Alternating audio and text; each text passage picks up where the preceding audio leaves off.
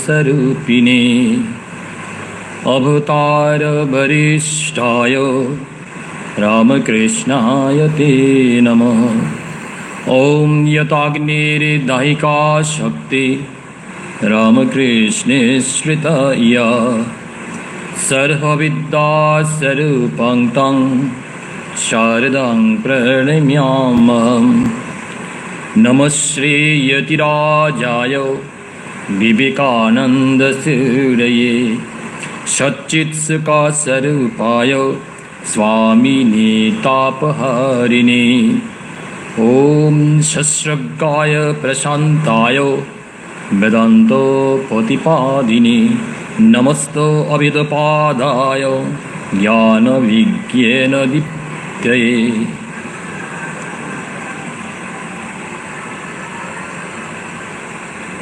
शुभ सन्ध्याय আমরা স্বামীজির জীবন থেকে আলোচনা করব। পূর্বেই শ্রী শ্রী ঠাকুর, শ্রী শ্রী মা স্বামীজি মহারাজ ও পূজনীয় স্বামী অভেদানন্দ মহারাজের শ্রী পাদপদ্মে প্রণতি জানাই ও আপনারা যারা আছেন তাদেরকে আমার শ্রদ্ধা ও নমস্কার জানাই। এবং আমরা একটি স্বামীজির সঙ্গীত শ্রবণ করব, তারপরে আমরা স্বামীজির কথা শুনব।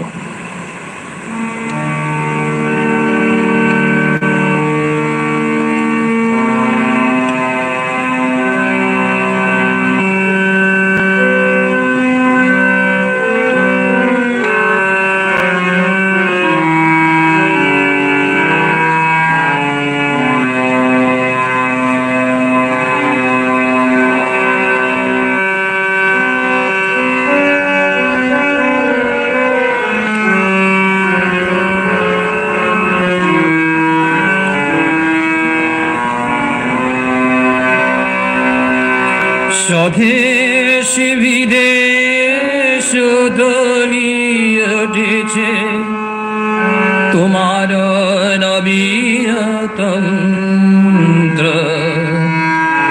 আকাশ বাতাস দলিয়া তুলিছে তোমার মোহনা মন্ত্র। স্বদেশ বিদেশ তলিয়ে উঠেছে তোমার নবীনতন্ত্র,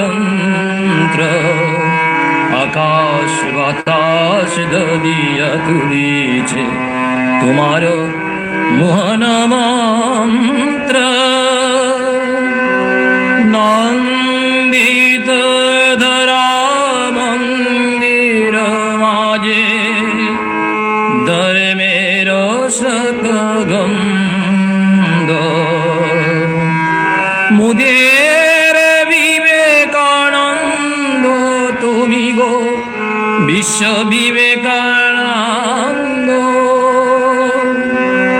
মুদের বিবেকানন্দ তুমি গো বিশ্ব বিবেকানন্দ।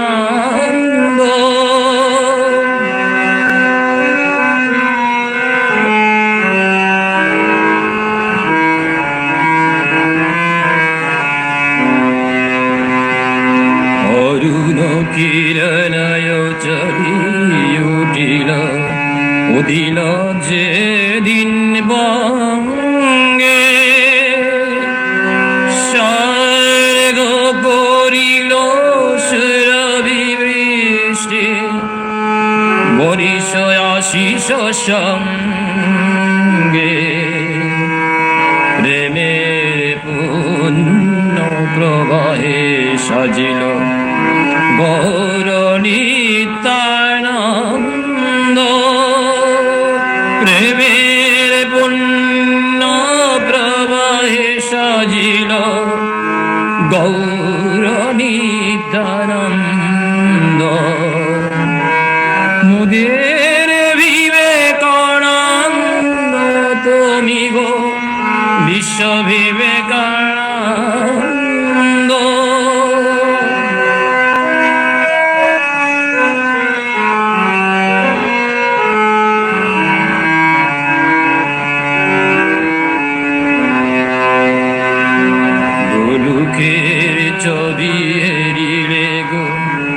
সেবকে গুরুর চরণ তোলে, আর তের সেবা মর্তে আনিলে বসিয়া নয়ন জরে। বিশ্ব প্রেমের বিকশিত কনি চিত্তর সানন্দ, মুদের বিবেকানন্দ তুমি গো বিশ্ব বিবেকানন্দ। মুদের বিবেকানন্দ তুমি গো বিশ্ব বিবেকানন্দ।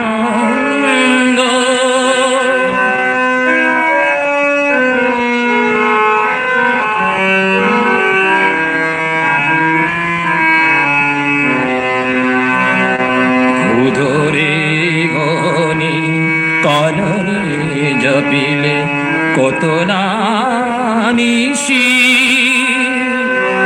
তুষার হিমানি গিরি কন্দর ভ্রমিলে কত না দিশি।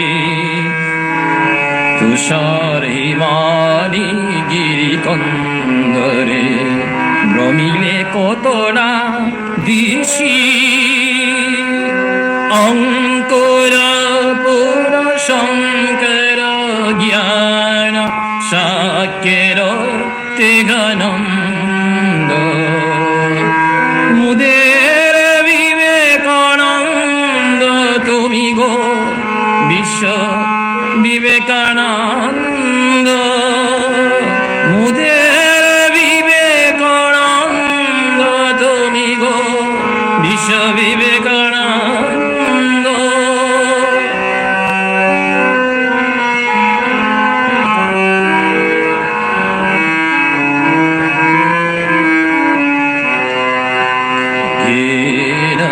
গরিমা গৌরব গান ভারত মর্মবাণী, প্রাশ্চাত্য শ্বেতা বেদান্ত গাথা শুনি বিস্ময় মানি।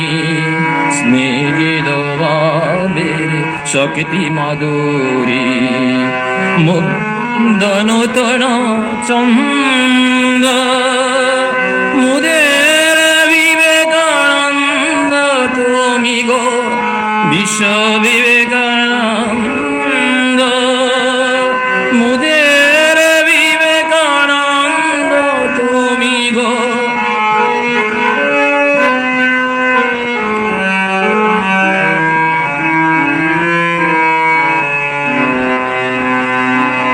শিকাগো সঙ্গী সঙ্গীত তব শীর্ষে উঠিল ভাসি।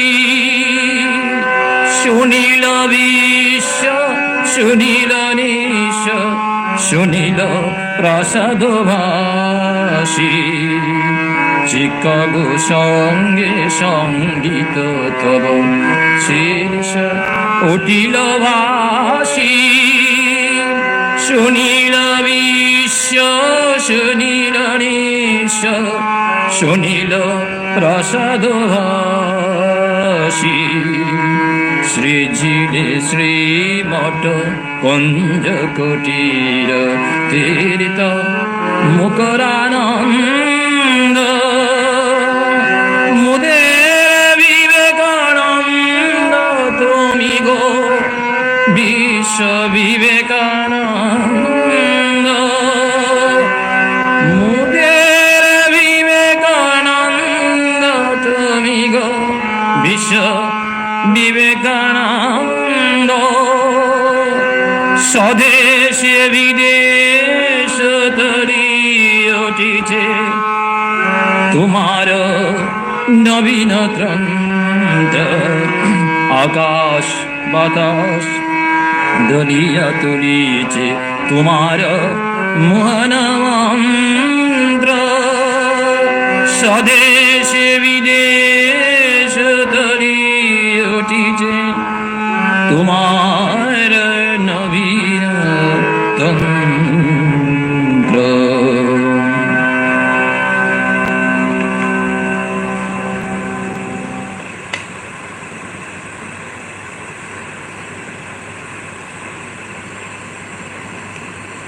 স্বামীজি তিনি এই ভারতের যে গৌরব এবং মহিমা তিনি পাশ্চাত্যে প্রচার করেছিলেন, সর্বজন বিদিত। এবং আমরা তার জীবন কাহিনী আমরা অনেকেই কম বেশি জানি,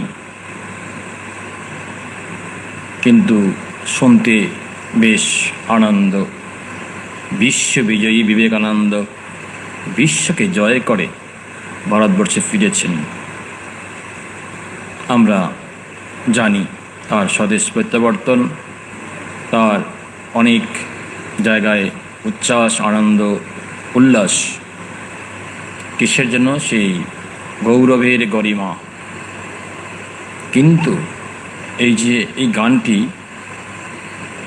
মতান্তর আছে, তবেও আমরা দেখছি লিখেছেন স্বামী অভেদানন্দ মহারাজ, তার এই গুরুভ্রাতা। কিন্তু এই গানের যে মহিমা, তার ভিতরে অনেক তাৎপর্য রয়েছে। এখানে এই যে বলেছে, বুধরে সাগরে গহনে কাননে জাপিলে কত না ঋষি। সে পাহাড় পর্বত অরণ্য সাগর বলতে যখন তিনি বিদেশে পাড়ি দিয়েছিলেন, দীর্ঘদিন সময় অতিক্রম করে সেই আমেরিকার মাটিতে তিনি পা রেখেছিলেন। আমরা এই সমস্ত কাহিনী আমরা জানি এবং আমরা খুব আনন্দিত হই। কিন্তু যে এই কাজটি সমাধান করেছে, তার জীবনে কত ত্যাগ, তিতিক্ষা, তিনি তাকে জয় করে বিশ্বকে জয় করেছেন। কিন্তু এর পেছনে সর্বশক্তিমান জগৎ জননী শ্রীমা সারদা দেবী। তাই একবার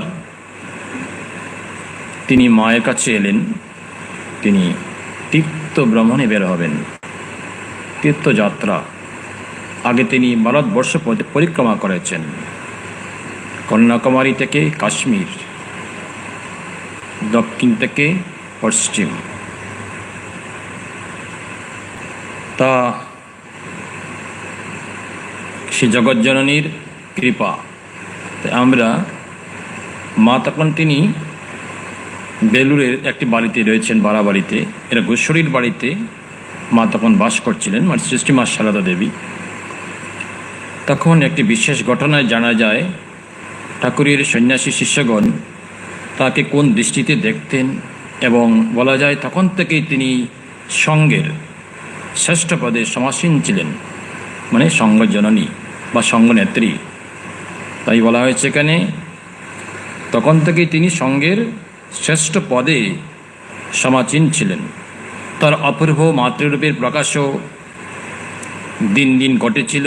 স্বামী বিবেকানন্দ যখন স্থির করেন দীর্ঘকালের জন্য তিনি কলকাতা ছেড়ে চলে যাবেন এবং সাধন ভজন ত্যাগ তপস্যায় জীবন অতিবাহিত করবেন, তখন সর্বাগ্যে তিনি শ্রী মায়ের আশীর্বাদ গ্রহণ একান্ত আবশ্যক মনে করে তার কাছে উপস্থিত হন। সাষ্টাঙ্গ প্রণিপাত জানিয়ে বলেন, মা, যদি মানুষ হয়ে ফিরতে পারি তবেই আবার আসব, নতুবা এই। শ্রীমা ব্যস্ত হয়ে বললেন, সে কি বাবা? স্বামীজি তাকে আশ্বস্ত করে বললেন, আপনার আশীর্বাদে শীঘ্রই আসব। শিশু মাকে কেন্দ্র করেই ছিল তার এই অগ্রসরতা। তো ভারতবর্ষ পরিক্রমা বা ভ্রমণকালে তিনি একসময়ে উত্তরপ্রদেশের গাজীপুর নামক স্থান কাশী থেকে প্রায় ৮০-৮৪ কিলোমিটার উত্তর পূর্ব দিকে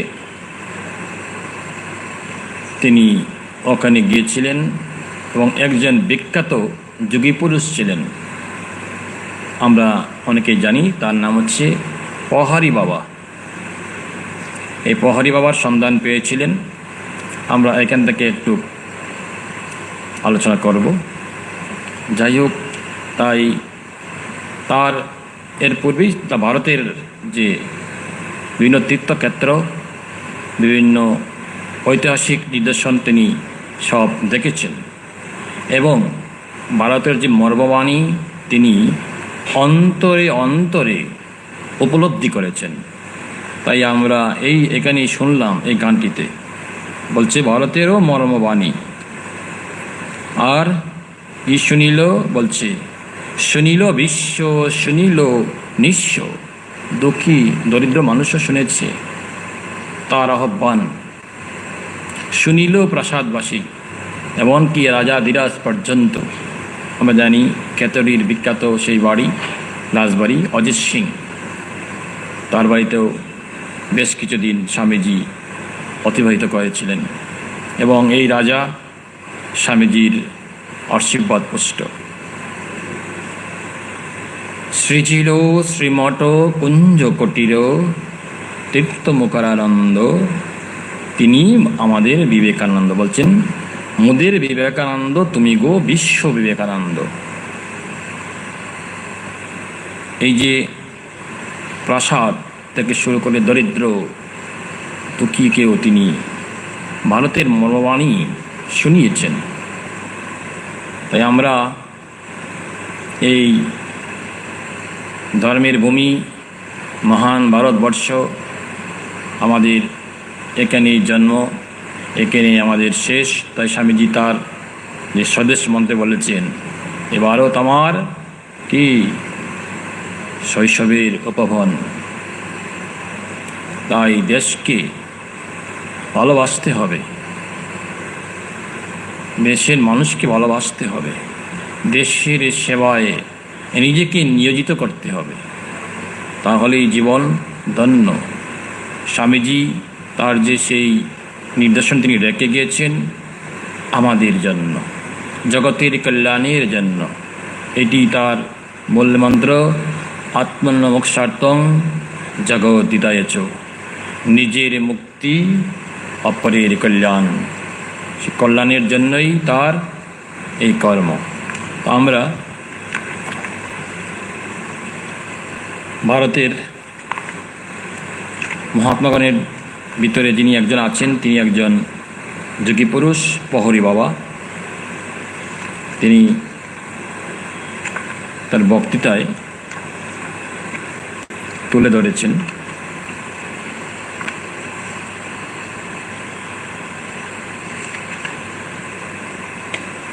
মাদ্রাজে তিনি ওই আলোচনাটা করেছিলেন। মাদ্রাজ হইতে প্রকাশিত ইংরেজি ব্রহ্মবাদীন পত্রিকার জন্য লিখিত দিনলিপি 1899 খ্রিস্টাব্দ। বর্তমান প্রবন্ধে যাহার চরিত্র সংক্ষেপে বর্ণিত হইবে, তিনি একজন অদ্ভুত বিনয়ী ও গভীর আধ্যাত্মিক উপলব্ধি সম্পন্ন পুরুষ ছিলেন। যার কথা বলছি তিনি পহরি বাবা। পহরি বাবা শেষ জীবনে ইনি এই নামেই অভিহিত হইতেন। বারাণসী জেলার গুজি নামক স্থানের নিকটবর্তী এক গ্রামে ব্রাহ্মণ বংশে তিনি জন্মগ্রহণ করেন। তিনি অতি বাল্যকালে গাজীপুরের তাহার পিতৃব্যের নিকট থাকিয়া শিক্ষালাভ করিবার জন্য আসিলেন। বর্তমানকালে হিন্দু সাধুরা সন্ন্যাসী, যোগী, বৈরাগী ও পন্থী, এই প্রধানত এই চারটি সম্প্রদায় বিভক্ত। সন্ন্যাসী, যোগী, বৈরাগী ও পন্থী। সন্ন্যাসীরা ভগবান শঙ্করাচার্যের মতাবলম্বী এরা হচ্ছে অদ্বৈতবাদী। আমি একদিন ওই শঙ্করাচার্যের জীবন নিয়ে আলোচনা করেছিলাম, সেখানে আমরা বলেছি সন্ন্যাস এবং দশনামি এগুলো বলেছিলাম। এখানে সেটাই বলা হয়েছে যে ভগবান শঙ্করাচার্যের মতাবলম্বী এরা হচ্ছে অদ্বৈতবাদী। যোগীরা যদিও অদ্বৈতবাদী, তথাপি তাহারা বিভিন্ন প্রকার যোগ প্রণালীর সাধন করিয়া থাকেন বলিয়া তাহাদিগকে স্বতন্ত্র শ্রেণীরূপে পরিগণিত করা হয়। আর বৈরাগীরা হচ্ছেন রামানুজ সম্প্রদায়। রামানুজ ও অন্যান্য দ্বৈতবাদী আচার্যগণের অনুবর্তী, এবং রামানুজ থেকে আর যারা যারা এসেছেন তারা এই সম্প্রদায়ের, মানে তারা হচ্ছে দ্বৈতবাদী। আর শঙ্করাচার্যের যারা হচ্ছেন তারা হচ্ছে অদ্বৈত মতাবলম্বী। মুসলমান রাজত্বের সময় যে সকল ধর্ম সম্প্রদায় প্রতিষ্ঠিত হইয়াছে তাহাদেরকে পন্থী বলে। ইহাদের মধ্যে অদ্বৈত ও দ্বৈত উভয় প্রকার মতাবলম্বী দেখিতে পাওয়া যায়। প্রহরী বাবার পিতৃব্য রামানুজ বা শ্রী সম্প্রদায় ভক্ত একজন নৈষ্ঠিক ব্রহ্মচারী ছিলেন। প্রহরী বাবার পিতা ছিলেন একজন নৈষ্ঠিক ব্রহ্মচারী এবং তিনি হচ্ছেন রামানুজপন্থী, অর্থাৎ তিনি আজীবন অবিবাহিত থাকিবেন এই ব্রত তিনি গ্রহণ করিয়াছিলেন। গাজীপুরের 2 মাইল উত্তরে গঙ্গা তীরে তাহার একখণ্ড জমি ছিল, সেখানে তিনি বাস করিতেন। তাহার অনেকগুলি বাতস্পত্র ছিল বলিয়া তিনি প্রহরী বাবাকে নিজ বাটিতে রাখিয়াছিলেন, আর তাহাকেই তাহার বিষয় সম্পত্তি ও সামাজিক পদমর্যাদার উত্তরাধিকারী মনোনীত করিয়াছিলেন। এই প্রহরী বাবার নিকট স্বামীজি উপস্থিত হয়েছিলেন যখন তিনি তীর্থ ভ্রমণে বেরোয়েছিলেন উত্তরাখণ্ডের সেই যে জায়গাটি আমরা শুনলাম, গুজি নামক স্থান নিকটবর্তী গ্রামের জন্ম। আর যে স্থানটিতে থাকতেন এটি হচ্ছে গাজীপুর, বেনারসের নিকটবর্তী। তো তিনি তার কাছে যোগশিক্ষার জন্য গিয়েছিলেন, মানে স্বামীজি। তো তার সংকল্প গ্রহণ করা হয়েছিল, কিন্তু পরবর্তীতে তার আর সেটি হয়ে ওঠেনি। এই কারণেই শ্রীরামকৃষ্ণদেব তাকে শাপাদিষ্ট হয়ে তিনি বারংবার নিষেধ করেছিলেন যে যোগ সমাধি থেকে কি হবে, নিজের হয়তো উপকার হবে কিন্তু কি দেশের বা মানবের কল্যাণ হবে না। তাই শ্রীরামকৃষ্ণদেব তাকে স্বপ্নদিষ্ট হয়ে বারংবার নিষেধ করেছিলেন। এটিও একটি বিখ্যাত ঘটনা, আমরা দেখি পরে পাবো। আমরা এইটুকু আরও একটু অধ্যয়ন করি। এই প্রহরী বাবার এই সময়কার জীবনের ঘটনা বিশেষ কিছু জানা যায় না। যে সকল বিশেষত্বের জন্য ভবিষ্যৎ জীবনে তিনি এরূপ সুপরিচিত হইয়াছিলেন সেগুলির কোনো লক্ষণ তখন তাকে প্রকাশ পাইয়াছিল কিনা বলিও বোধ হয় না।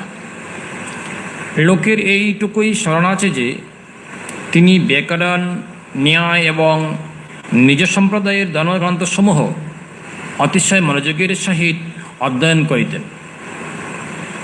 এদিকে খুব চটপটে ও আমোদ ছিলেন।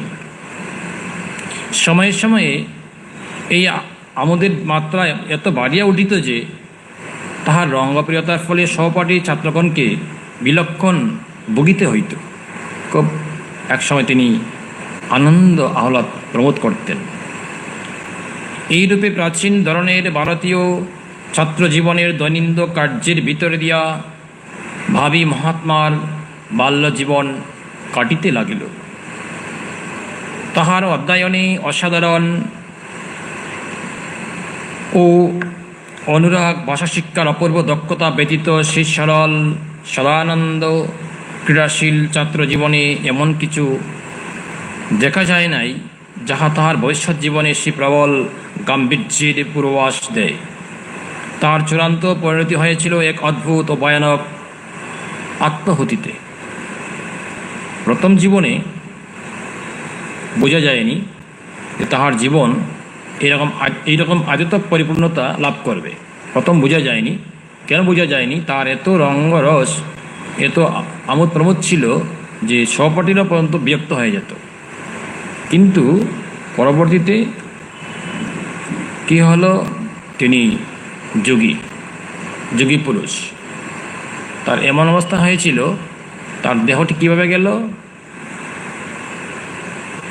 তিনি থাকতেন একটি, তখনকার দিনে নদীর তীরের পারে উচ্চভূমি থাকত। উচ্চভূমির বরাবর সেখানে একটা গভীর গর্ত করে তিনি বাস করতেন। এটা আসলে আমরা গুহাও বলবো না, নদীর তীরের উচ্চভূমির নিকটে তিনি বসবাস করতেন।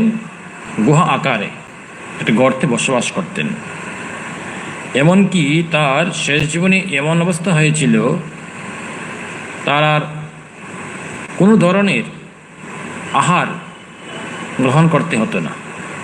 তিনি দীর্ঘকাল না খেয়ে তার তপস্যায় জীবনযাপন করতে পারতেন।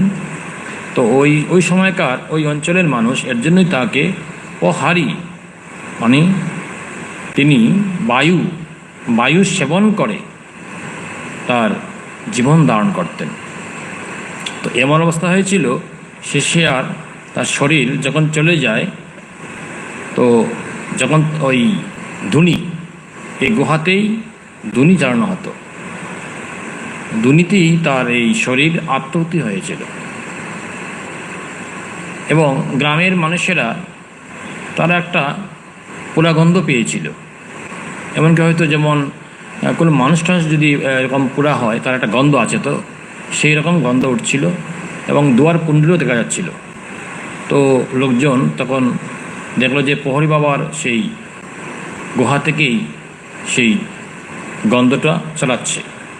তারা এসে দরজার কপাট ভেঙে যখন প্রবেশ করলো, ততক্ষণে প্রহরী বাবা সেই অগ্নিতে তার দেহ আহুতি দেওয়া হয়ে গেছে প্রায়। এই সেই যোগী পুরুষ। তাই ভারতের বিভিন্ন প্রান্তে তখনকার সময়ে অনেক যোগী পুরুষ, যোগী মহাত্মারা তাদের সেই কঠোর তপস্যায় জীবন অতিবাহিত করেছেন। আমরা যেমন দেখতে পাই গুজরাটের যে শহর, আরেকটি শহর হচ্ছে, শহরের নাম ভুলে গিয়েছি আমি, ওই শহরে আমি গিয়েছিলাম। তো ওখানে আছেন নরসিংহ মেহতা হচ্ছেন ভগবান চৈতন্য মহাপ্রভুর সমসাময়িক। যাই হোক, শহরটা আমি ভুলে গিয়েছি। কাছাকাছি বুজ কচ্ছ, শহরটা খুব ঐতিহাসিক শহর। অনেক জমিদারদের বসবাস, রাজাদের বসবাস ছিল। নিকটই হচ্ছে গিন্নার পর্বত।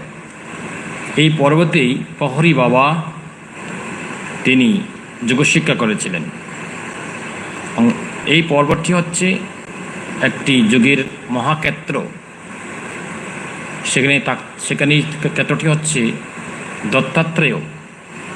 সেই উঁচু পাহাড়ের শিখরে দত্তাত্রেয়ের মন্দির, দত্তাত্রেয়কে তিনি এখানেই তপস্যা করতেন। এবং এক সময়ে ওই পর্বতটি, গিন্নার পর্বতটি বৌদ্ধদের তাদের তীর্থক্ষেত্রের মতোই ছিল। এবং পরবর্তীতে জৈনরাও এসে বসবাস করছে।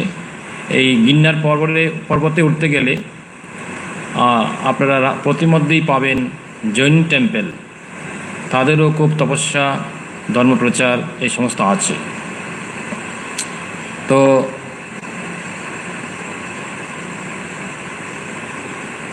এই সময় এমন একটি ঘটনা ঘটিল, যাহাতে এই অধ্যয়নশীল যুবক সম্ভবত এই প্রথম জীবনের গভীর মর্ম প্রাণী প্রাণী বুঝিলেন। এতদিন তাহার যে দৃষ্টি পুস্তকে নিবদ্ধ ছিল, এখন সেখান হইতে উঠিয়া তাহা দ্বারা তিনি পঙ্কানুপঙ্কভাবে রূপে নিজ মনোজগৎ পর্যবেক্ষণ করিতে লাগিলেন। পুঁথিগত বিদ্যা ছাড়া ধর্মে যথার্থ সত্য কিছু আছে কিনা তাহা জানিবার জন্য তাহার প্রাণ ব্যাকুল হইল বাল্যকাল থেকে। এই সময় তাহার পিতৃব্যের দেহত্যাগ হইল। যাহার মুখের দিকে চাহিয়া তিনি জীবন ধারণ করিতেন, তাহার উপর এই যুবক হৃদয়ের সমুদয় ভালোবাসা নিবদ্ধ ছিল। তিনি চলিয়া গেলেন পিতৃব্য। তখন সেই উদ্যম যুবক হৃদয়ের অন্তঃস্থলে শোকাহত হইয়া ওই শূন্যস্থান পূরণ করিবার জন্য এমন বস্তুর অন্বেষণে দৃঢ় সংকল্প হইলেন যাহা অপরিবর্তনীয়। পিতৃব্যের দেহত্যাগের পরেই তার তখন কি হলো, প্রাণ আকুল হইল এবং তিনি তার যে হৃদয়স্থলে যে সে শূন্যস্থান পূরণের জন্য তখন তিনি দৃঢ় সংকল্প করলেন। ভারতে সকল বিষয়ের জন্যে আমাদের একজন গুরু প্রয়োজন হয়। আমরা হিন্দুরা বিশ্বাস করি পুস্তকে তত্ত্ব বিশেষের ভাষা বর্ণনা মাত্র পাওয়া বা থাকে। সকল শিল্পের সকল বিদ্যার সর্বোপরি ধর্মের জীবন্ত রহস্যসমূহ গুরু হইতে শিষ্যে সঞ্চারিত হয়। ভারতের সেই প্রবহমান কাল থেকে কি আছে, সেই গুরু পরম্পরা। তাই বলছেন যে আমাদের স্বামীজি বলছেন আমাদের বিশেষ প্রয়োজন কি, গুরুর প্রয়োজন। আমরা এটা বিশ্বাস করি, পুস্তকে আছে, তত্ত্ব আছে, কিন্তু সেটা কি ভাষা। আর গুরু আপনাকে বিশেষ তত্ত্বের গাঢ় অর্থ তিনি আপনাকে ধরিয়ে দেন। তাই সকল শিল্পের সকল বিদ্যার সর্বোপরি ধর্মের জীবন্ত রহস্যসমূহ গুরু হইতে শিষ্যে সঞ্চারিত হয়। এর জন্যই দীক্ষার প্রয়োজন। দীক্ষা নেওয়ার পর যে শিষ্য এর জন্যই মাঝে মধ্যে গুরুর সন্নিকটে যাবে, সর্বদা নয়, সর্বদা গুরুর কাছে থাকবে না, তাহলে কি সেই ভাবটি থাকে না। তাই মাঝে মধ্যে গুরুর সকাশে যেতে হয় এবং সেই ভাবটি নিয়েই গুরুর কাছে যেতে হয়। আমি কিছু জানব, আমার যে জীবন এবং জীবনের রহস্য, আমরা এই পৃথিবীতে এসেছি, কেন এলাম, আবার সময় হলেই ফিরে যাব, এই সমস্ত রহস্য জানার জন্য উপলব্ধি প্রয়োজন। আর সেই উপলব্ধি আপনাকে ধরে দেবেন গুরু। এর জন্যই সেই রকম গুরুর প্রয়োজন, পাকা গুরুর প্রয়োজন। পাকা গুরুর সন্ধান চাই। তাই পাকা গুরুই আপনাকে আপনার সে বাঞ্ছিত রাস্তা দেখিয়ে দিতে পারেন। স্বর্ণাতীত কাল হইতে ভারতে ঈশ্বর অনুরাগী ব্যক্তিগণ অন্তর্জীবনের রহস্য নিবিঘ্নে মনন করিবার জন্য সর্বদাই লোকালয়ে পরিত্যাগ করিয়া অতি নিবৃত্ত স্থানে গিয়া বাস করিয়াছেন। আর এখন এমন একটি বন, পর্বত বা পবিত্র স্থান নাই, কিংবদন্তি যাহাকে কোনো না কোনো মহাত্মার বাসস্থান বলিয়া মহিমান্বিত করে নাই। তাই ভারতের বিভিন্ন প্রান্তে সে বন, অরণ্য, পাহাড় পর্বত ছড়িয়ে রয়েছে। আজও যোগীরা সেখানে তপস্যা করে। তার জন্য আপনার আমার মঙ্গলার্থের জন্য। তো আমরা ওই গতকাল না পরশুদিন শুনলাম, আমাদের ক্লাস হচ্ছিল, তা বলছে যে সেই যোগী তিনি পাহাড়ে ধ্যানস্থ, দিনের পর দিন তিনি সমাধিমগ্ন। তিনি যে আসনে অবস্থিত ছিলেন সেই তার দুই পদযুগলের মধ্যস্থল ফাঁকা ছিল, সেখানে গাছ গজিয়ে বিরাট বৃক্ষে, মানে গাছের ছাড়া থেকে বিরাট বৃক্ষে পরিণত হয়েছিল। তারপরে ওই যারা বনে কাঠ কাটতে যায় তারা সে গাছটাকে কাটতে গিয়েছিল, গাছটাকে কেটে নিয়েও এলো, তবু কি যোগী আর কিনি হুঁশ ফেরে না। এই হচ্ছে তপস্যার গাঢ় অর্থ।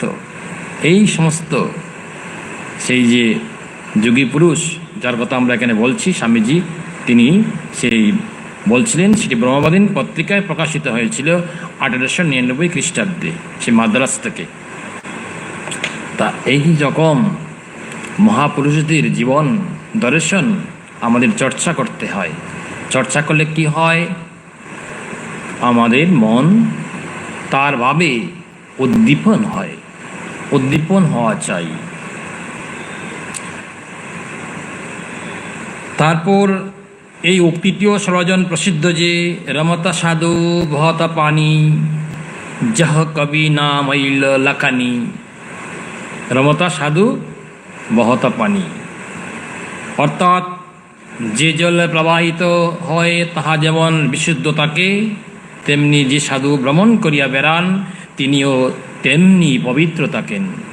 আমাদের নিকটবর্তী, আমরা যেখানে বসবাস করি, আমাদের নিকটে সেই পতিত পাবনী মা গঙ্গা প্রবাহিত হচ্ছেন, স্রোতস্বী নদী, পবিত্রতা নির্মল। মা নিত্য যখন বাগবাজারে অবস্থান করতেন, তিনি নিত্য গঙ্গাস্থানে নাইতে যেতেন। গঙ্গাতে তার খুব বিশ্বাস ছিল।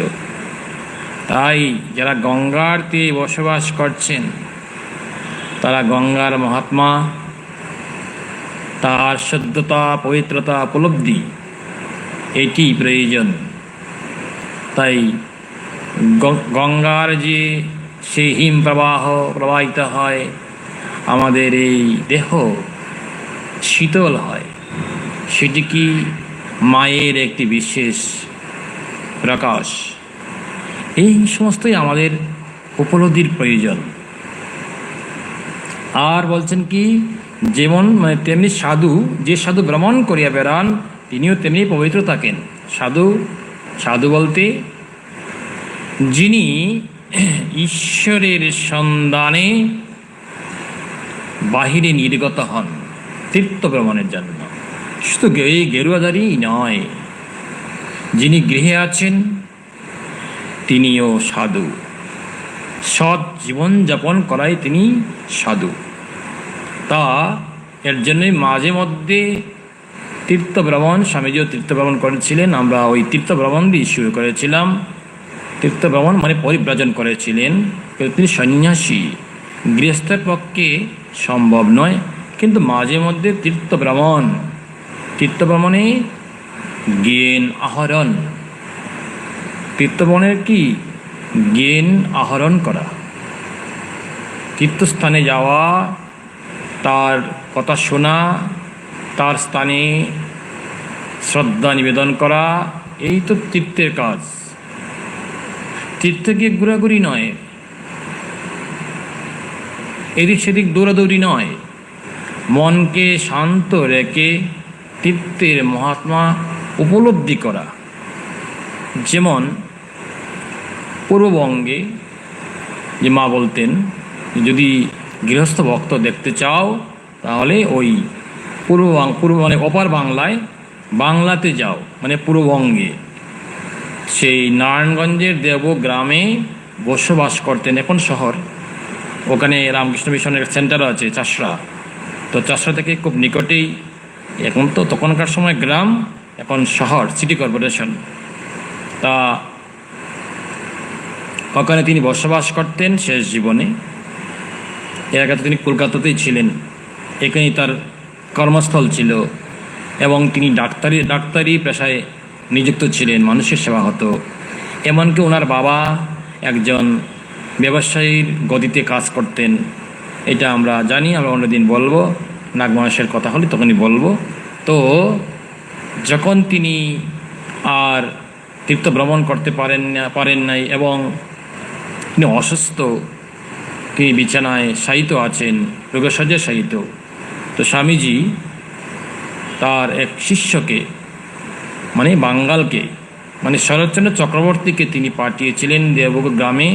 ওই নাগ মহাশয়ের নাম হচ্ছে দুর্গাচরণ নাগ মহাশয়। নাগ মহাশয় বলতে তার নাম হচ্ছে দুর্গাচরণ নাগ। তো পাঠিয়েছিলেন তার সেবা শুশ্রূষা করার জন্য।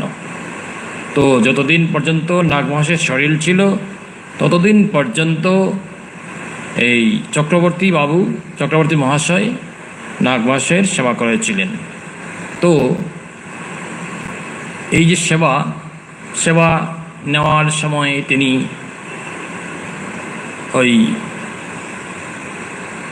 যেমন আমাদের যে অভ্যাস প্রতিদিন শাস্ত্র গ্রন্থ এই সমস্ত অধ্যয়ন বা চর্চা করা, ওই চর্চাটি নাগ মাসের ছিল তার রুটিনের ভিতরে। তো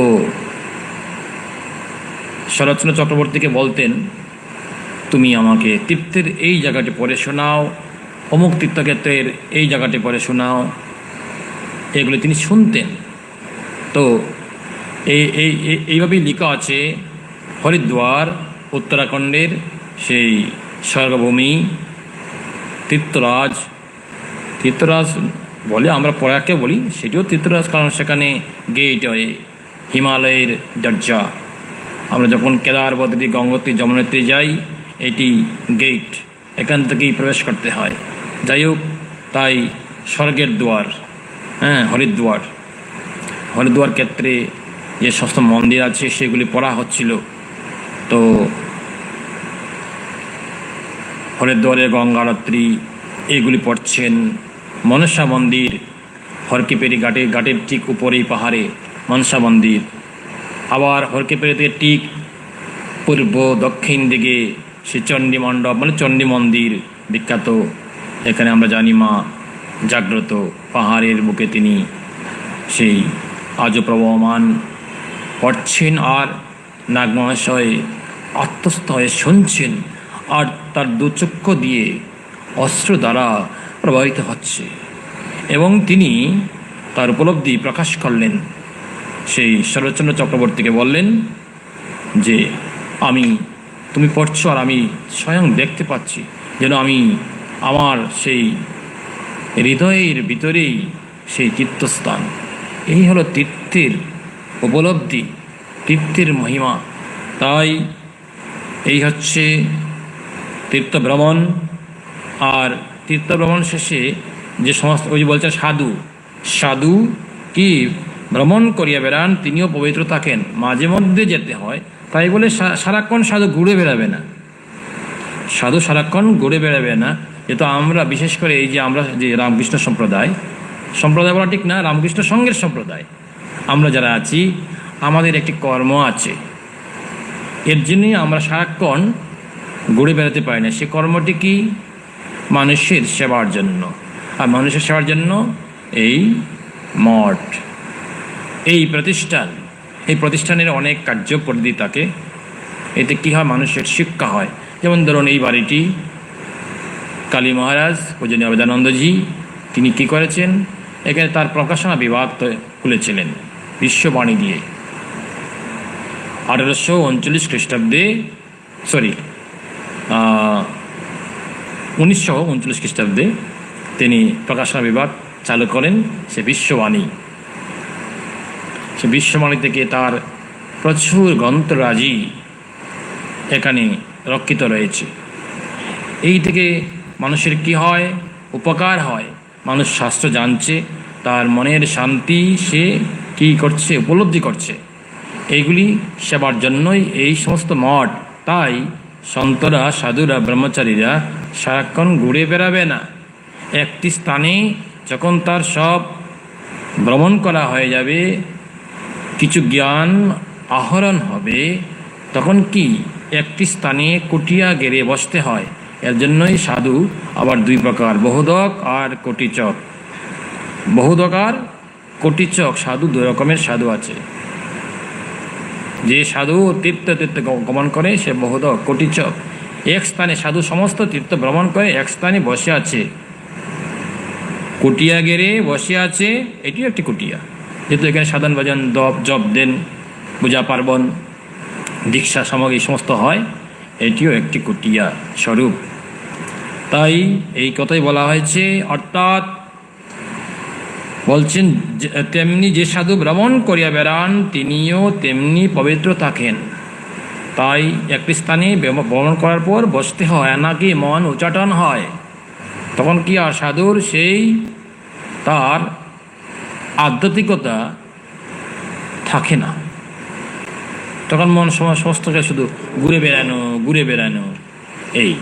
এর জন্য সাধুদেরও তার নিজেকে আয়ত্তে রেখে জীবনযাপন করা, ভারতে যাহারা ব্রহ্মচর্য অবলম্বন করিয়া ধর্মজীবন গ্রহণ করেন তাহারা সাধারণত ভারতের বিভিন্ন প্রদেশে বিচরণ করিয়া বিভিন্ন তীর্থ ও দেবমন্দির দর্শন করিয়াই অধিকাংশ জীবন কাটাইয়া থাকেন। কোনো জিনিস যেমন সর্বদা নাড়াচাড়া করিয়া করিবার পর তাহাতে মরিচা ধরে না, তাহারা বলেন এইরূপ ভ্রমণ করিলে তাহাদের মধ্যে সেইরূপ মলিনতা প্রবেশ করবে না। সেরকম কি মলিনতা প্রবেশ করবে না। ইহাতে আরও এক উপকার হয় এই যে তাহারা দ্বারে দ্বারে ধর্ম বহন করিয়া লইয়া যায়। যাহারা সংসার ত্যাগ করিয়াছেন তাহাদের সকলের পক্ষেই ভারতের চারিকোণে অবস্থিত 4টি প্রধান তীর্থ দর্শন করা একরূপে আবশ্যক কর্তব্য বলিয়া বিবেচিত হয়। ভারতের 4 কোণে 4টি কি তীর্থ দর্শন করতে বলেছেন। এই 4 ধাম: উত্তরে বদ্রীনাথ, পূর্বে পুরী বা নীলাচল, দক্ষিণে সেতুবন্ধ রামেশ্বর, আর পশ্চিমে দ্বারকা গুজরাটে।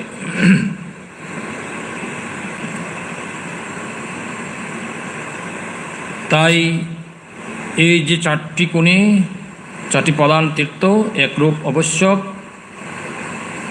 কর্তব্য বলিয়াই বিবেচিত হয়, মানে ভ্রমণ। এই সব চিন্তাই বোধ হয় আমাদের যুবক ব্রহ্মচারীকে, মানে প্রহরী বাবা ব্রহ্মচারীকে প্রভাবিত করিয়াছিল। তবে আমরা নিশ্চয় করিয়া বলিতে পারি জ্ঞান তৃষ্ণাই তাহার ভ্রমণের সর্বপ্রধান কারণ। আমরা তাহার ভ্রমণ সম্বন্ধে খুব অল্পই জানি, তবে তাহার সম্প্রদায়ের অধিকাংশ গ্রন্থে যে ভাষায় লিখিত সেই দ্রাবিড় ভাষাসমূহে তাহার জ্ঞান দেখিয়া এবং শ্রী চৈতন্য সম্প্রদায়ভুক্ত বৈষ্ণবগণের প্রাচীন বাংলা ভাষার সহিত তাহার ব্যাপক পরিচয় দেখিয়া আমরা অনুমান করি দাক্ষিণাত্য বাংলাদেশে তাহার স্মৃতি বড় অল্পদিন হয় নাই। তাহার যে স্মৃতি বড় অল্পদিন হয় নাই। কিন্তু একটি স্থানে গমনের সম্বন্ধে তাহার যৌবনকালের বন্ধুগণ বিশেষ জোর দিয়া বলিয়া থাকেন।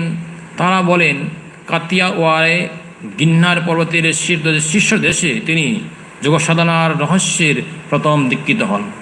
গিন্নার পর্বতের শীর্ষ দেশে তিনি সেই যোগসাধনার প্রথম রহস্য জেনে দীক্ষিত হয়েছিলেন। সেই দত্তাত্রেয় মন্দির, বিখ্যাত মন্দির। এই পর্বত বৌদ্ধদের চক্ষে অতি পবিত্র স্থান ছিল। এই পর্বতের পাদদেশে সেই সুবৃহৎ শিলা বিদ্যমান, যাহার উপর সম্রাটকুলের মধ্যে ধার্মিক চূড়ামণি ধর্মসুখের সর্বপ্রথম আবিষ্কৃত অনুশাসন কথিত আছে। উহার নিম্নদেশে শত শত শতাব্দীর বিস্তৃতির অন্ধকারের অরণ্যবৃত বিরাট স্তূপরাজি লীন হইয়াছিল। ওইগুলিকে অনেক দিন ধরিয়াই গিন্নার পর্বতশ্রেণীর ক্ষুদ্র ক্ষুদ্র শৈলমালা বলিয়াই লোকে মনে করিত।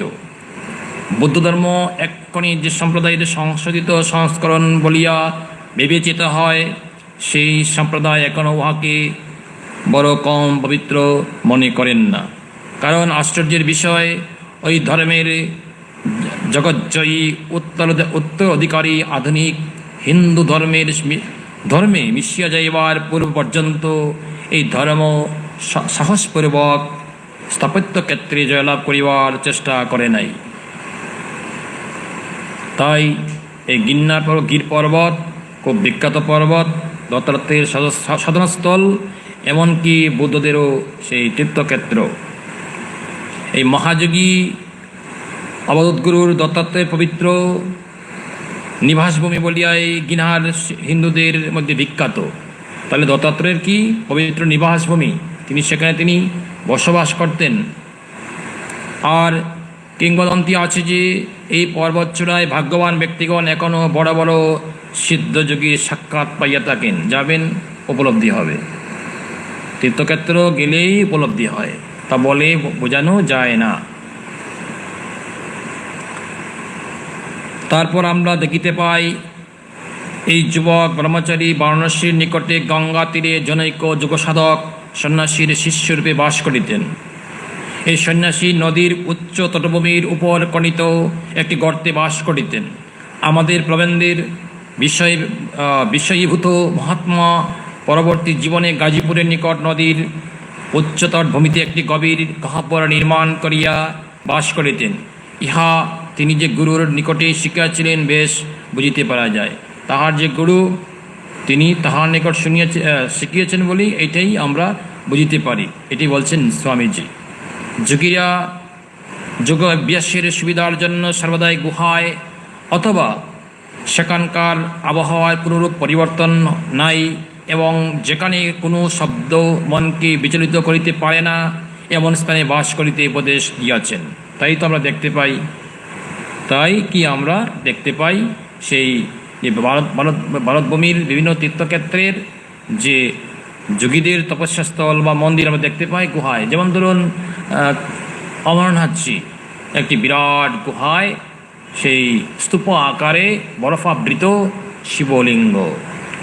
এই জুন মাস 28 জুন প্রথা অনুযায়ী এদিন ওই অমরনাথ যাত্রার দ্বার খুলবে এবং ওখানকার যে প্রশাসনিক প্রধান আছেন তিনি এটি উদ্বোধন করে বিশেষ পূজা পার্বণ আরতি সহকারে এদিন উদ্বোধন হবে। পরের দিন থেকেই তীর্থযাত্রীদের জন্য উন্মুক্ত হয়। যোগীরা যোগাভ্যাসের সুবিধার জন্য শুনেছি। আমরা আরও জানিতে পারি যে তিনি প্রায়ই এই সময় বারাণসীতে জনৈক সন্ন্যাসীর নিকট অদ্বৈতবাদ শিক্ষা গ্রহণ করিতেছিলেন। তো জানি না এখানে কি আছেন, তো এখানে আরেকজন সিদ্ধযোগী বাস করতেন। তিনি হচ্ছেন সেই কাশীর যে চলন্ত শিব, সেই ত্রৈলিঙ্গ স্বামী। এক একটি জায়গায় এক একজন যোগী পুরুষ সেই জায়গাকে উজ্জ্বল করেছে, আলোকিত করে বসেছিলেন। তাই আজও এই ভারতভূমি আধ্যাত্মিক শক্তিতে পরিপূর্ণ। অনেক বর্ষ ভ্রমণ, অধ্যয়ন ও সাধনার পরে ব্রহ্মচারী যুবক যে স্থানে বাল্যকালে প্রতিপালিত হইয়াছিলেন সে স্থানে ফিরিয়া আসিলেন। নিজের স্থানে তিনি নিজে ফিরে আসিলেন। তাহার পিতৃব্য যদি তখন জীবিত থাকিতেন তবে তিনি সম্ভবত এই বালকের মুখমণ্ডলে এসে জ্যোতি দেখিতে পাইতেন, যাহা প্রাচীনকালে জনৈক শ্রেষ্ঠ ঋষি তাহার শিষ্যের মুখের দিকে দেখিয়া বলিয়া উঠিয়াছিলেন, সৌম্য ব্রহ্মজ্যোতিতে আজ তোমার মুখ উদ্ভাসিত দেখিতেছি। বাবা মানে পিতৃব্য তিনি প্রথম অবস্থায় বুঝতে পারেননি। তিনি যদি থাকতেন তারা নিশ্চয়ই বুঝতেন যে এই বালক উচ্চকোটির বালক, সেই যোগী মহাত্মা। তাই এখানে তাই বলা হচ্ছে, মানে স্বামীজি তার বক্তৃতায় তাই বলছেন। কিন্তু এক্ষেত্রে বাল্যকালের সঙ্গীরাই তাহার গৃহ প্রত্যাবর্তনে স্বাগত বর্তনা করিলেন। কিন্তু এক্ষেত্রে বালকের বাল্যকালের সঙ্গীরাই তাকে ডেকেছিলেন, কিন্তু তাহাদের অনেকেই সংসারে প্রবেশ করিয়াছিলেন। সংসার চিরদিনের জন্য তাহাদেরকে বাঁধিয়া ফেলিয়াছিল। যে সংসার চিন্তার অবসর নাই, কিন্তু কি কর্ম অনন্ত। যে সংসার কি চিন্তার অবসর নেই, চিন্তা করার মতো কি নেই, সময় পায় না। আর কি কর্ম আর কর্ম। দেখেন না সংসারে জীবের কর্ম আর দূর হয় না। তাই ভগবানের নিকট কেঁদে কেঁদে প্রার্থনা করতে, হে ভগবান, আর যতদিন থাকি তুমি আমার কর্ম কমিয়ে দাও। যেটুকু কর্ম থাকে যেন তোমার কাজেই আমি সেই কর্মটাকে কি দিতে পারি, প্রার্থনা করতে হয়। আর না হয় কি এক কর্ম ছেড়ে আরেকটি কর্ম জড়াতে হয়, এই কর্ম ছেড়ে আরেকটি, এই একটি গেল আবার একটি যেতে না যায় আরেকটিতে জড়িয়ে পড়া। তাই সংসারে জীবের এই কঠিনতম কি একটি দুঃখ। তাই দুঃখকে আনন্দে পরিণত করার জন্য তার কাছে এর জন্যই প্রার্থনা করতে হয়, নিরন্তর প্রার্থনা। তথাপি তাহারা তাহাদের সহপাঠী বন্ধু খেলার সাথীর যাহার ভাব বুঝিতে তাহারা অভ্যস্ত ছিলেন। সমুদয় আচরণে এক পরিবর্তন, রহস্যময় পরিবর্তন লক্ষ্য করিলেন। ওই পরিবর্তন দেখিয়া তাহার হৃদয়ে ভয় ও বিষয়ের উদ্বেগ হইল, কিন্তু উহাতে তাহাদের হৃদয়ে তাহার মতো হইবার ইচ্ছা অথবা তাহার ন্যায় তত্ত্ব অন্বেষণ স্পৃহা জাগরিত হইল না। তাহারা দেখিলেন এক অদ্ভুত মানব এই যন্ত্রণা ও জড়ভাত পূর্ণ সংসার একেবারে অতিক্রম করিয়া চলিয়া গিয়াছে। এই পর্যন্ত তারা স্বভাবতই তাহার প্রতি গভীর শ্রদ্ধাসম্পন্ন হইলেন, আর কোনো প্রশ্ন জিজ্ঞাসা করিলেন না। সহপাঠীরা বুঝেছে সেই যে তাদের বন্ধু তিনি এই জগতের নয়, তিনি অন্য জগতের। তাই আর তিনি যেদিকেই যাচ্ছেন তার পথ অতিক্রম করতে তারা আর কোনো কি বাধা বিঘ্ন সৃষ্টি না করে তার দিকেই তা দাবিতে হলো এবং মেনে নিল যে হ্যাঁ তিনি আদিতিক পুরুষ, তার জীবনটি অন্যরকম, এবং তার প্রতি ওরা কী হলো শ্রদ্ধা সম্পন্ন হলো। ইতিমধ্যে এই মহাত্মার বিশেষত্বসমূহ দিন দিন অধিকতর পরিপুষ্ট হইতে লাগিল। বারাণসীর নিকটে তাহার গুরু যেমন করিয়াছিলেন, তিনিও সেইরূপ ভূমিতে একটি গর্ত খনন করিয়া তন্মধ্যে প্রকাশ করত অনেকক্ষণ সেখানে বাস করিতে লাগিলেন। তারপর তিনি আহার সম্বন্ধে অতি ভয়ানক কঠোর সংযম আরম্ভ করিলেন। সারাদিন তিনি নিজের ছোট আশ্রমটিতে কাজ করিতেন। তাহার পরম প্রেমসম্পদ বাবু রামচন্দ্রের, তাহলে তিনি রামচন্দ্রের উপাসক ছিলেন, রামচন্দ্রের পূজা করিতেন। উত্তম খাদ্য রন্ধন করিয়া কথিত আছে তিনি প্রথম অবস্থায় রান্নাবান্না হতো, কিন্তু পরে আর রান্না করার সম্ভব হয়নি। তখন তো আর খাওয়া দাওয়াই নেই, তখন কি দিন নিরতর ঈশ্বর চিন্তায় তার জীবন অতিবাহিত করছিলেন। তাই বলছে কথিত আছে তিনি রন্ধনবিদ্যায় অসাধারণ পটু ছিলেন। বাহ, পহরি বাবা রন্ধনবিদ্যায় কি খুব পটু ছিলেন। ঠাকুরকে ভোগ দিতেন, তারপর সেই প্রসাদ বন্ধুবান্ধবগণ ও দরিদ্রের মধ্যে বন্টন করিয়া দিতেন এবং অনেক রাত্রি পর্যন্ত তাহাদের সেবা করিতেন। তাহলে তিনি গর্তে সারাক্ষণ বসে থাকতেন না, কি করতেন? তাহলে মানুষের সেবা করতেন। কিভাবে? ওই অন্নসত্র, এটি একটি অন্নসত্র, অন্নসত্রের মাধ্যমে তিনি কি তার যে বন্ধু বান্ধব এবং দরিদ্রের মধ্যে বন্টন করে দিতেন এবং অনেক রাত্রি পর্যন্ত তাহাদের সেবা করিতেন।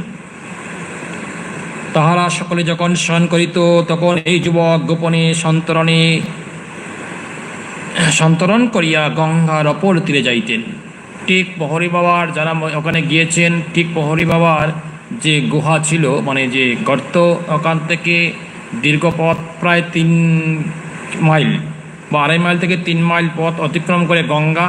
ওখানে গঙ্গা হচ্ছেন উত্তর বাহিনী, খুব সুন্দর নদী, ওই বালি আছে এবং স্নান করতে খুব সুবিধা।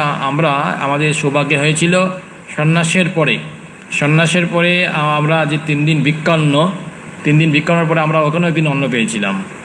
তো আমরা Kashi Ramakrishna home of service থেকে অ্যাসিস্ট্যান্ট সেক্রেটারি মহারাজ নিয়ে গিয়েছিলেন। তো আমরা প্রায় 43-44 জন সন্ন্যাসী আমরা গেলাম।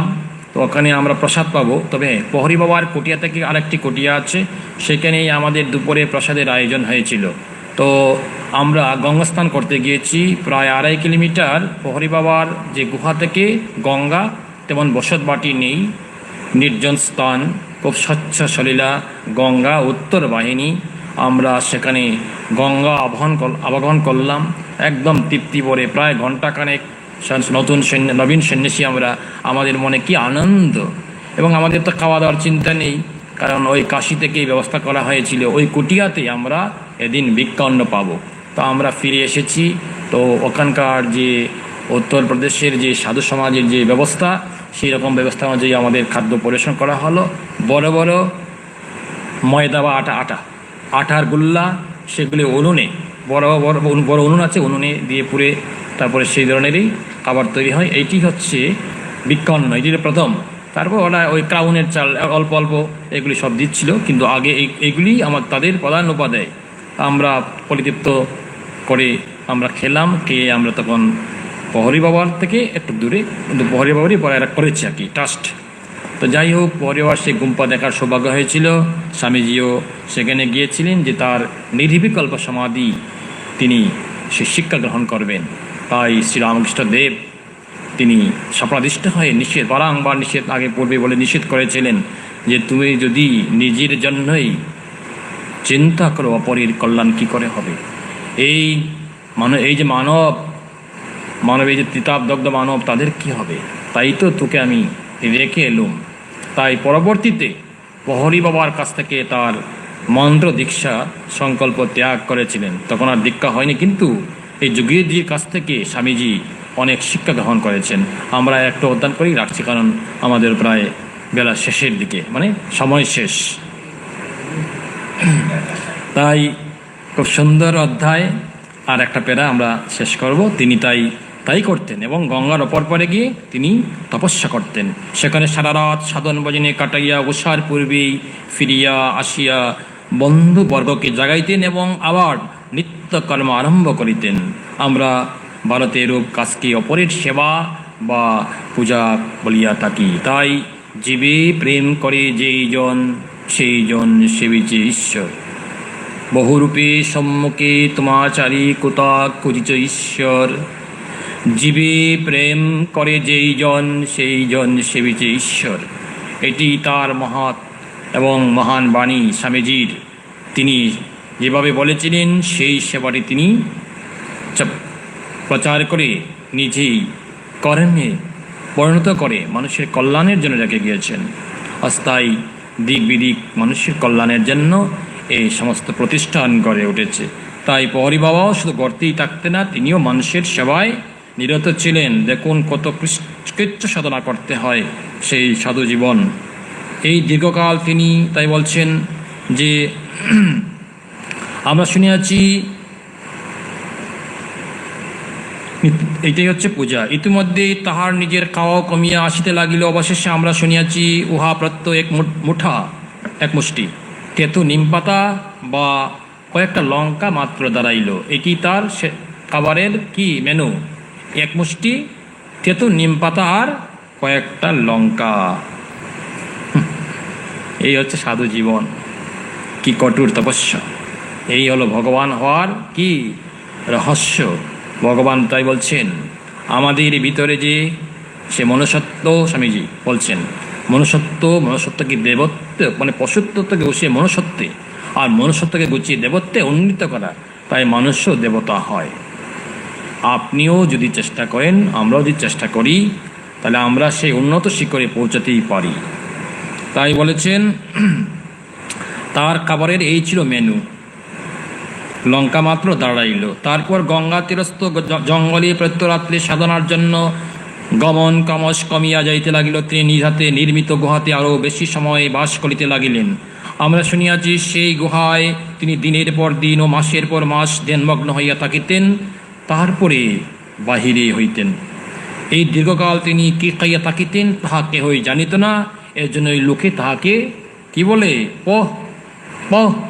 হারি, অর্থাৎ বায়ু বক্ষণকারী বাবা বলিতে আরম্ভ করিল। হারি অর্থ বায়ু, বাতাস, আর আহারি মানে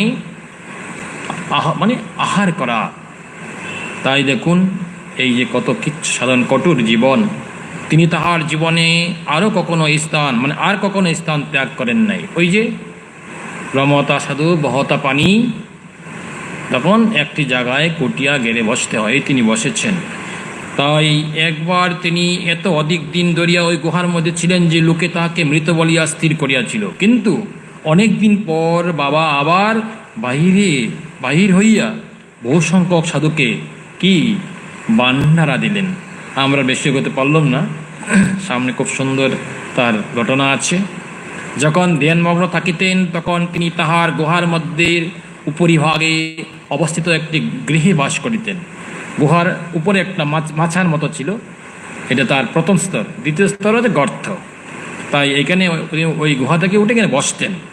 আর এই সময়ে যাহারা তাহার সহিত সাক্ষাৎ করিতে আসিত তাহাদের সহিত তিনি সাক্ষাৎ করিতেন। তাহার যশ সৌরভ চতুর্দিকে বিস্তৃত হইতে লাগিল। গাজীপুরের অহিফেন বিভাগের রায় গগনবাবুর বাগান বাটি আছে, এখানেই স্বামীজি দীর্ঘদিন অবস্থান করেছিলেন। স্বামীজি ওখান থেকেই অবস্থান করেই প্রতিদিন প্রহরী বাবার নিকট আসতেন। যাই হোক, তাই গগন রায় বাহাদুর যিনি স্বাভাবিক মহত্ব ও ধর্মপ্রণতার জন্য সকলের প্রিয় ছিলেন, আমাদেরকে এই মহাত্মার সহিত আলাপ করাইয়া দেন। এই গগনবাবুই স্বামীজিকে এই মহাত্মার সাথে আলাপ করিয়ে দিয়েছিলেন। তো যাই হোক, এই প্রহরী বাবা তিনি তার এমন অবস্থা হয়েছিল শেষ দিন পর্যন্ত তার কুটিয়াতে চোর এসেছে। চোর এসে চুরি করতে তার মনোযোগ দিল। দেখল যে প্রহরী বাবা হয়তো নিদ্রায়, আসলে নিদ্রায় নয়, তিনি সমাধিস্থ।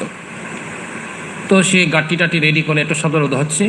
এই সময় প্রহরী বাবার দিনস্থ অবস্থা, তার একটু তিনি বাহ্য জগতে ফিরে এলেন।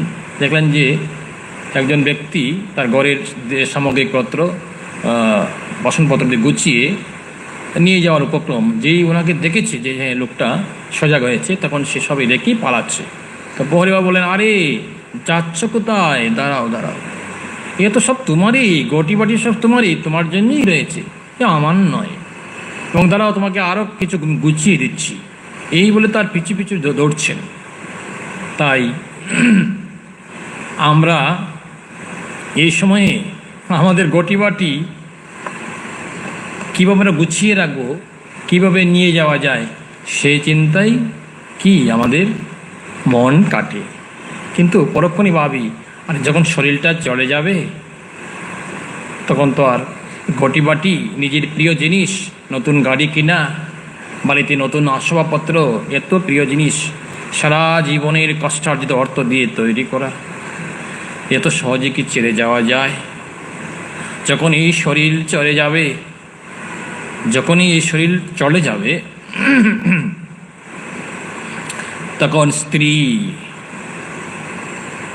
দুর্গরায় দাঁড়িয়ে সে ক্রন্দন করবে। দুর্গরার বাহিরে তার যাওয়ার আর কি নেই, জো নেই। আর কারা যাবে? যারা আছেন আত্মীয় স্বজন বন্ধুবর্গ, তারা যাবেন। সোজা গেলে নিমতলা শ্মশানঘাট, একটু উত্তরে গেলে কাশীপুর উদ্যান বা কাশীপুরের শ্মশানঘাট, এখানে যাবে বন্ধু বান্ধবরা যাবে, এই পর্যন্ত। তারপরে এখন তো আধুনিকায়ন হয়েছে, এখন যখনই ঢুকে যায় বক্স পরে যায়, আর দেখার কোনো রাস্তা নেই। এই পর্যন্তই। সবাই বলে চলো আমরা যাই, সবাই ফিরে আসে, আর কেউ সেই দিকে আর তারা কিনে লক্ষ্য নেই। কেন নেই? যে না, সে আর ফিরে আসবে না। তখন সেই ব্যক্তিটি একা কোথায় থাকে? চিতাতে। যখন এই পঞ্চভূতে বিলীন হয়ে গেল, তখন আর চিতাতে তার দেহটিও নেই। তাইলে কি সব শূন্য। তাই এই জীবনের কর্মফল যাবে সাথে। তিনি কোথায় যাবে? ভগবানের শ্রীচরণে সমর্পিত হবে। ওই যে পঞ্চভূত কোথায় মিলিত হচ্ছে? ভগবানের চরণে, সেই মহাকাশে। কিভাবে? কীর্তি অপ তেজ মরুদ বুম, অগ্নি জল বায়ু বাতাস আর ধূম হয়ে নির্গত হয়ে আকাশে প্রবাহিত হবে। এটি হচ্ছে সেই নরমেধ যজ্ঞ, এটি শেষ। তাই এই জীবন আনন্দময় করার জন্য নিরত ঈশ্বরের দিকে মনকে রাখা।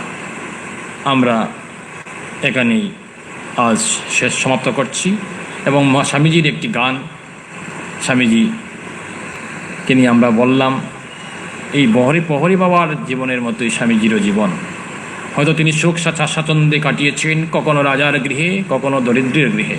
সে মুসলমান লোকটির কথা আমরা জানি, ওই যে শশা খাইয়ে তাকে ক্ষুধার্ত, তার প্রাণ যায় অবস্থা। তাই তিনি দরিদ্রের কুটিরেও যেমন স্বামীজি সবার প্রিয়, তদ্রূপ রাজপ্রাসাদেও তিনি সবার প্রিয়। আর তিনি সবার হৃদয়ে বিরাজ করছেন সেই তেজদীপ্ত হয়ে। আর আছেন সাথে তার এই গুরুব্রাতারা, প্রত্যেকেই এক একজন উজ্জ্বল জ্যোতিষ্ক। তাই আমি সে শহরটির নামটা ভুলে গেলাম, আপনার মনে থাকলে বলতে পারেন। কাছে গিন্নার পর্বত, ঐতিহাসিক শহর, পোরবন্দর বা রাজকোট থেকে যেতে হয় সেই ঐতিহাসিক শহর। ওইখানেই আরেকজন তপস্যা সাধু ছিলেন, তিনি হচ্ছেন যোগী ছিলেন, তিনি হচ্ছেন নরসিংহ মেহতা। যাই হোক, আমরা স্বামীজির গান এবং গান দিয়ে শেষ করছি। আর প্রার্থনা, শ্রী ঠাকুর আমাদের সবার মঙ্গল করুন, শ্রী মা কৃপা করুন, স্বামীজির কৃপা আমাদের বর্ষিত হোক। এবং আমরা আজ এই দিনটি আমাদের খুব অত্যন্ত বরাক্রান্ত, বিশেষ করে বরাক্রান্ত হৃদয়, কারণ গুজরাটের একটি বিমান সেই ভূপাতিত বিধ্বস্ত হয়েছে, সেখানে অনেকের প্রাণ গিয়েছে। আমরা তাদের আত্মার জন্য প্রার্থনা জানাই, অত্যন্ত মর্মাহত ব্যতীত।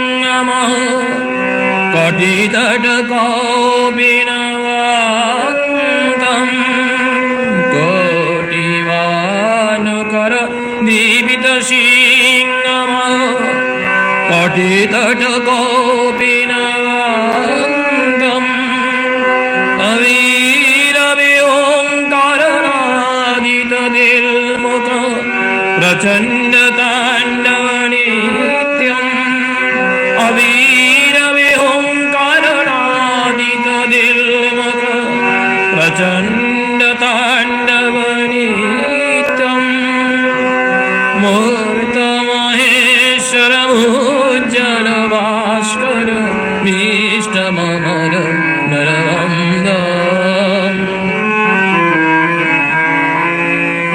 भक्ति मुक्ति कृपा कटाक्ष प्रेक्षण मगधल विदलन दक्षम भक्ति मुक्ति कृपा कटाक्ष प्रेक्षण मगधल विदलन दक्षम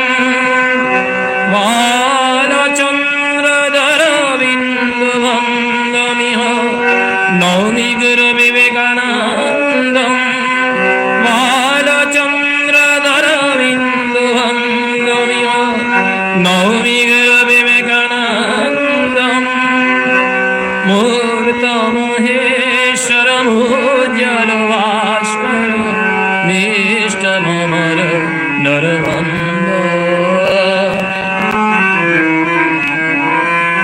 मूर्त महेश्वर उज्जल भास्कर निष्ठ ममर नरवंद वंदे वेदतन मुज्जित गारित कांचन कामिनी वंदं वंदे वेदतन मुज्जित गारित कांचन कामिनी वंदं मूर्त महेश्वर मुज्जल भास्कर निष्ठ ममर नरवंदं निष्ठ ममर नरवंदं निष्ठ ममर नरवंदं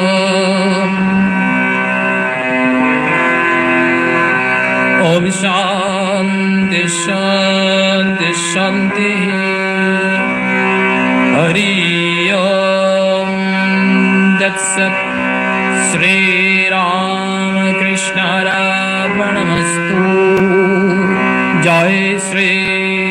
गुरु महाराज की जय। जय महामाई की जय। जय स्वामी जी महाराज जी की जय। जय स्वामी अभेदानंद महाराज जी की जय। जय गंगा माई